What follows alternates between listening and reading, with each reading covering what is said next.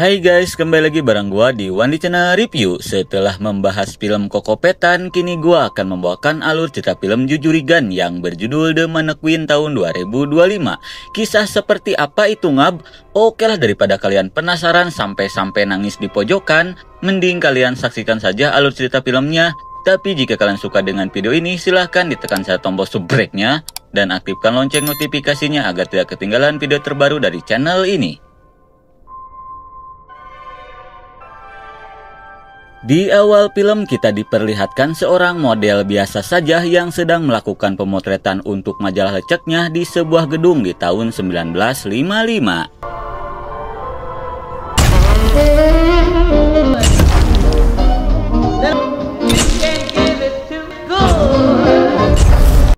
Kemudian si fotografer borongan bernama Jack pun menyuruh Cucun untuk mengganti pakaiannya terlebih dulu untuk melakukan sesi pemotretan yang kedua.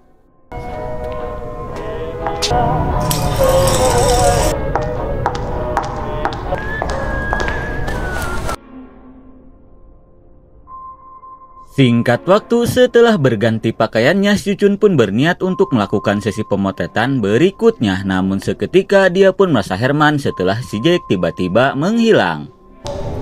Jack! Jack!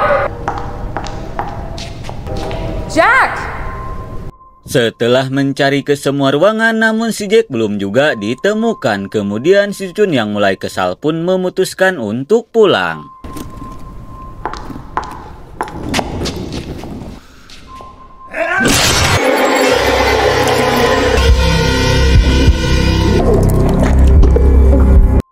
Namun saat akan pergi, tiba-tiba si Jack sudah ngejogrok di belakangnya dan langsung menampol si Cucun sampai modar. Kira-kira apa tujuan si Jack menghabisi si Cucun?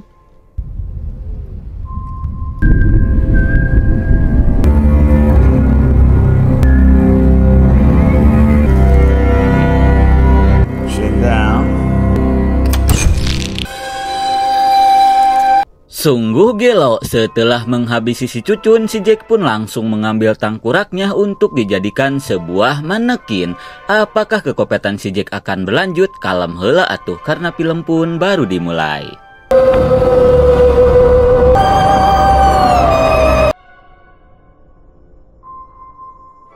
Kemudian kita diperlihatkan ke masa sekarang, di mana pada saat itu kita diperlihatkan ke seorang desainer bohai bernama Sophia dan saudaranya bernama Liana yang sedang bernegosiasi membeli gedung itu guna dijadikan kantor barunya. Dan setelah melihat semua ruangan, si Sophia yang tertarik pun berniat untuk membelinya karena dia merasa gedung ini sangat cocok untuk kantornya, apalagi dia membelinya dengan harga yang sangat murah. Namun tanpa si Sophia ketahui, sebenarnya gedung ini pernah digunakan si Jack untuk melancarkan aksi kopetnya beberapa puluh tahun yang lalu. Thank you. Dude, it's amazing!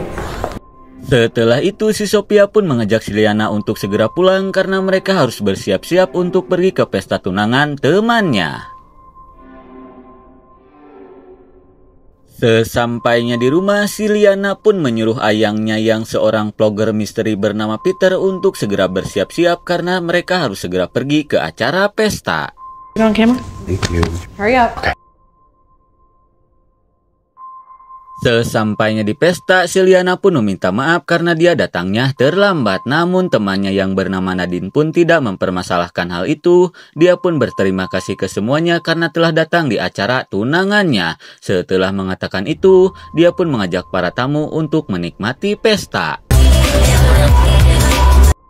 Di tengah asiknya pesta, kita pun diperlihatkan ke si Peter yang sedang menceritakan kisah horor ke para tamu undangan. Di sisi lain, si Sophia pun sangat menyukai tunangannya si Nadine karena tak hanya tampan, namun dia juga sangat tajir melintir, tidak seperti pacarnya si Liana yang belangsak. Mendengar bacotan fakta itu, si Liana yang mulai bete pun memutuskan untuk pulang. Singkat waktu, sesampainya di rumah, si Liana yang kepikiran dengan perkataan teman-temannya pun langsung memutuskan si Peter karena dia merasa perkataan temannya itu ada benarnya. Terlebih lagi selama ini si Peter hanya menumpang hidup di rumahnya saja.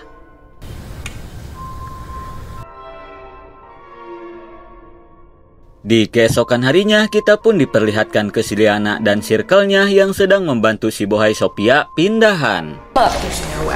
Watch your step. Come in.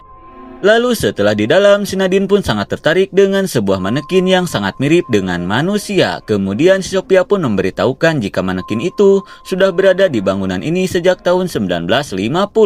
Dan karena barangnya yang sangat antik, dia pun berniat untuk memajangnya di ruangan ini.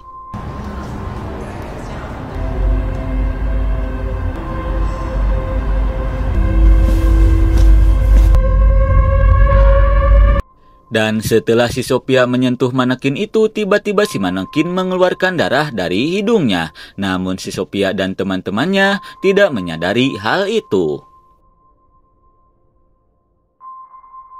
Sesaat kemudian, setelah membantu si Sophia beres-beres, si Hazel dan si Nadine pun memutuskan untuk pulang terlebih dulu karena mereka harus berlatih yoga dengan Chihiro. Bye. Thank you for helping me today.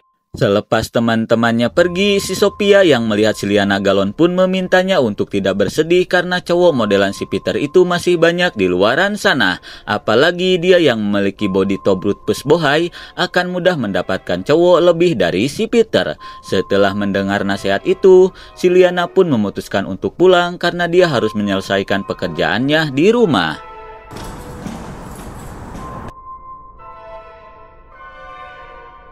Singkat waktu, di malam harinya kita pun diperlihatkan ke si Sophia yang baru saja selesai beres-beres. Kemudian dia yang kelelahan pun berniat untuk beristirahat.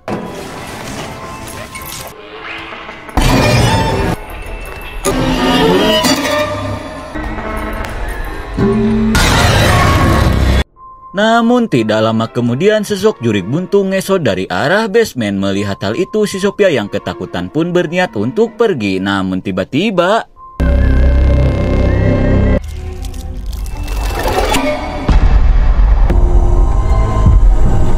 apakah si Sophia akan baik-baik saja? Pura-pura gak tahu aja dulu. Di keesokan harinya kita pun diperlihatkan ke si Liana yang terbangunkan oleh telepon dari si Hazel yang menanyakan keadaannya si Sophia. Karena sedari tadi si Sophia tidak ada kabar. Setelah mendengar hal itu, si Liana yang merasa khawatir pun bergegas pergi ke sana untuk mengeceknya. So I went by her place. Singkat waktu, sesampainya di gedung itu, si Liana yang memiliki kunci cadangan pun bergegas masuk.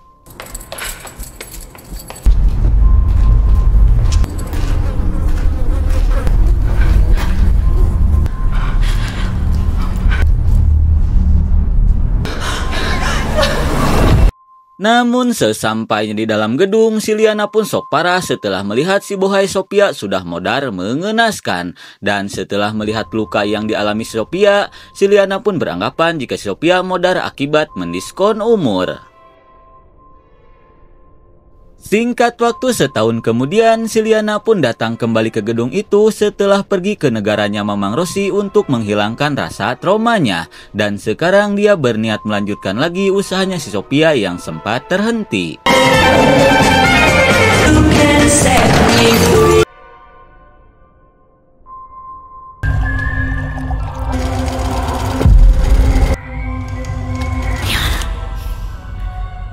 Di tengah malam, si Liana yang kepoloran pun terbangun setelah bermimpi buruk tentang kematian si Sophia. Setelah itu, dia yang mendengar suara mesin jahit pun bergegas pergi mengeceknya.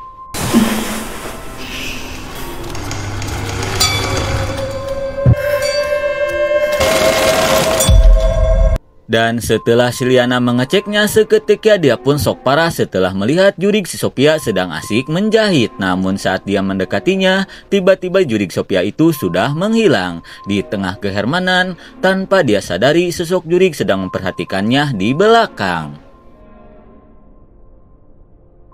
Singkat waktu di keesokan harinya, si Nadine dan si Hazel pun datang ke tempat itu untuk melihat keadaannya si Liana. Kemudian si Liana pun memberitahukan jika tujuan dia datang kembali ke tempat ini hanya ingin melanjutkan usahanya si Sophia. Setelah mendengar hal itu, si Hazel pun menanyakan kenapa si Liana pergi dari kota ini setelah kematian si Sophia. Terlebih lagi, waktu itu mereka sangat bersedih dan sangat membutuhkan kehadirannya. Kemudian si Liana pun menjelaskan jika waktu itu dia pergi ke negara Mamang Rossi tidak bermaksud mengabaikan mereka, tetapi dia hanya ingin menghilangkan rasa trauma akibat kematian si Sophia. Sorry, I couldn't be there for you. Dan setelah capek adu bacot, si Nadine pun memutuskan untuk pulang. Sementara itu, si Hazel yang merasa kasihan memutuskan untuk menginap menemani si Liana. Sesaat kemudian, si Hazel pun diajak si Liana untuk memasangkan baju buatan si Sophia ke si manekin itu karena takutnya ada penonton Wandi Channel yang sagne setelah melihat si manekin yang selalu tata ranyang. Ma'am. Setelah memakaikan baju itu ke si manekin, si Hazel yang kelelahan pun memutuskan untuk molor.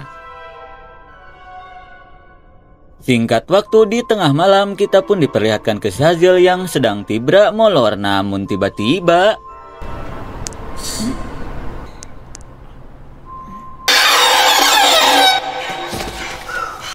betapa soknya si Hazel setelah melihat sesosok jurik dengan tangan yang buntung sudah ngajogrog di depannya. Melihat hal itu, dia yang ketakutan pun berniat pergi menemui si Liana.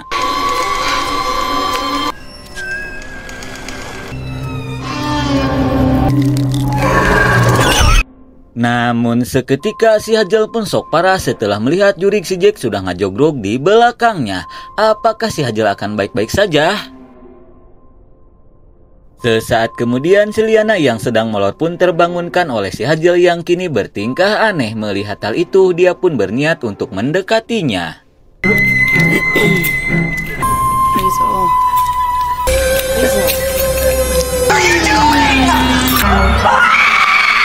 Dan betapa soknya si Liana setelah melihat si Hazel sedang menggaruk-garuk lehernya menggunakan pisau jahit akibat digenjutsu oleh si juri Jack. Namun untungnya si Hazel keburu sadar setelah mendengar suara si Liana. Di keesokan harinya, si Nadine pun meminta ke si Diana untuk menceritakan apa yang sebenarnya terjadi sampai-sampai si Hazel melukai dirinya sendiri. Namun jelas saja si Liana tak mengetahuinya. Dia pun beranggapan mungkin saja si Hazel itu sedang depresi hingga mencoba untuk mendiskon umur. Dan tanpa mereka ketahui jika itu diakibatkan oleh genjutsu dari si juri Jack. Di malam harinya, setelah keadaan si Hazel mulai membaik, dia pun langsung menceritakan jika dia tak menyadari apa yang sudah dia lakukan. Dia pun baru sadar setelah mendengar suaranya si Liana. Mendengar hal itu, si Nadine pun meminta ke mereka untuk menginap saja di rumahnya. Terlebih lagi dia tak ingin kejadian yang sama terulang lagi.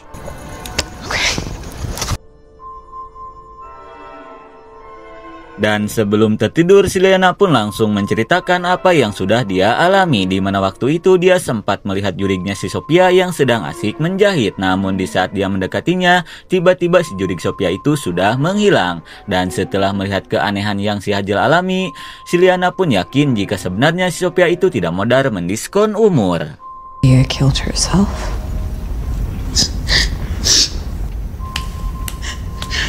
Di sisi lain, kita pun diperlihatkan ke si Nadine yang sedang tibra molor. Namun tidak lama kemudian, sesosok tangan jebrak mencoba untuk menggerayami tubuhnya.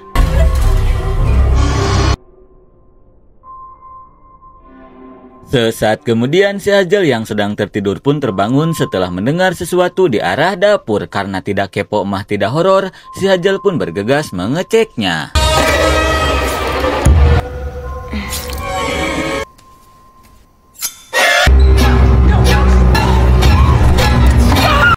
Melihat si Nadine yang berniat menghabisinya, si Hazel pun mencoba untuk menyadarkan si Nadine. Namun jelas saja si Nadine yang kesurupan si juri Jack pun tak mendengarkan hal itu dan berniat melakukan sesuatu.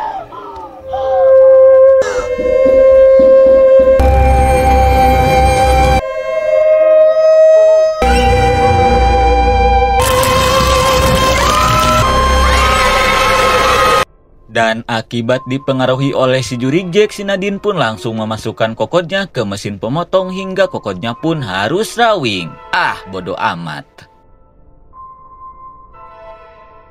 Di keesokan harinya, si Peter yang mendapatkan kabar itu pun langsung datang ke rumahnya si Nadine untuk menanyakan apa yang sebenarnya sudah terjadi. Sambil nyebat, si Peter pun langsung meminta ke si Liana untuk menceritakan apa yang sebenarnya mereka alami, karena siapa tahu dia bisa membantunya. Liana.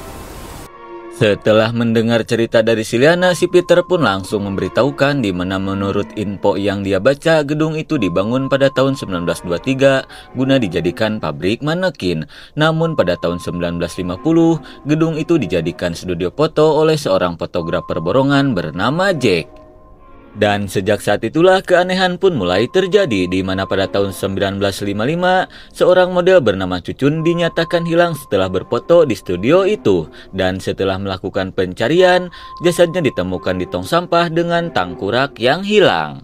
Kemudian pada tahun 1964 seorang model bernama Mindy dinyatakan hilang juga setelah berfoto di studio itu, dan jasadnya ditemukan di tong sampah dengan kedua tangan yang hilang. Dan yang terakhir pada tahun 1972, satu model lagi bernama Carol ditemukan tewas di tong sampah dengan kedua kaki yang hilang. Di mana menurut rumor si Jack lah pelaku di balik semua ini dan menyimpan bagian tubuh dari para korbannya. Namun tidak ada yang tahu dengan pasti tujuan si Jack melakukan semua ini. Hingga pada tahun 1999 si Jack ditangkap polisi setelah DNA-nya ditemukan dari jasad para korban. Namun si Jack yang tak ingin membusuk di penjara nekat mendiskon umur dengan mengheadshot tangkuraknya sendiri.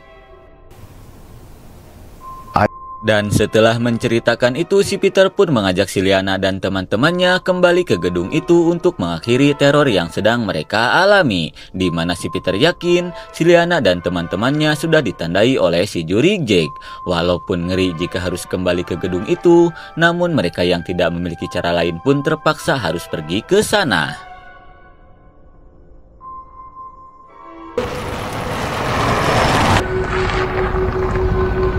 Singkat waktu, sesampainya di sana, si Peter pun mengajak si Liana dan teman-temannya untuk segera masuk ke gedung terkutuk itu. Lalu sesampainya di dalam, sambil menggunakan alat pendeteksi jurig, si Peter pun langsung mencari keberadaan si juri Jack. Setelah itu, dia pun menyuruh si Liana dan teman-temannya untuk menunggu di ruangan lain sementara dia berniat melakukan sesuatu.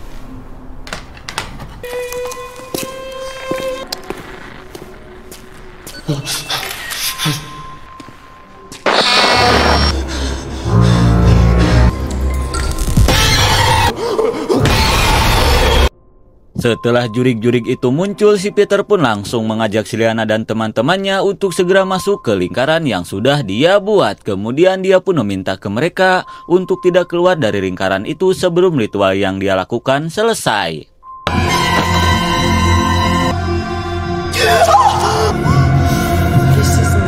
Okay. Sancte Michael Arcangelo Nebrarum Harum. Right now! Tibi Tradit Domina Self. Who are you? Oh, in the name of Jesus. In the name of Jesus Christ. Did it work? Dan setelah pembacaan doa selesai, si Peter pun berniat menghancurkan manekin itu untuk mengakhiri teror ini.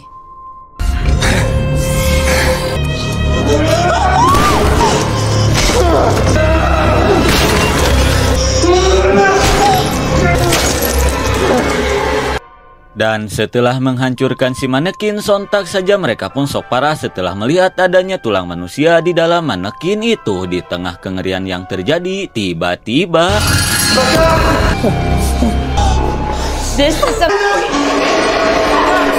hingga di tengah kepanikan, seketika si Liana pun sok parah setelah si juri Jack tiba-tiba ngajogrok di belakangnya. Sementara itu, si Peter pun nampak Herman setelah melihat si Liana yang bertingkah aneh. Dirasa sudah terjadi sesuatu, si Peter pun berniat untuk mengeceknya.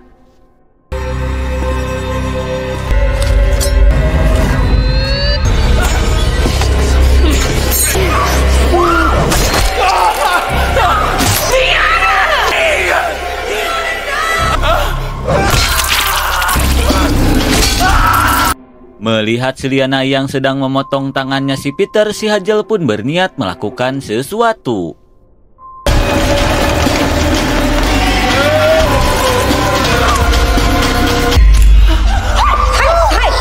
Dan untungnya berkat dicucuk jarum dari boneka kesayangannya, si Hazel pun berhasil menyadarkan si Liana yang dirasuki jurig si Jack. Aneh aing mah. Dan setelah itu mereka pun bergas pergi dari tempat ini sambil membawa si Peter yang terluka parah. Dan ternyata sedari tadi si Gugun melihat kejadian itu di balik ruangan rahasia, di mana tujuan si Gugun menjual gedung ini hanya untuk memberikan tumbal ke jurig si Jack yang tidak lain itu adalah kakeknya sendiri.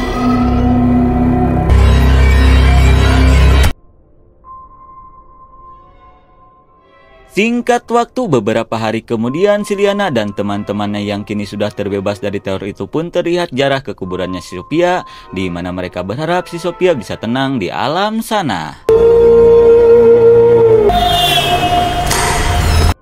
Di sisi lain, kita pun diperlihatkan ke si Gugun yang kembali menawarkan gedung itu ke seorang bondon senja bernama Iroh.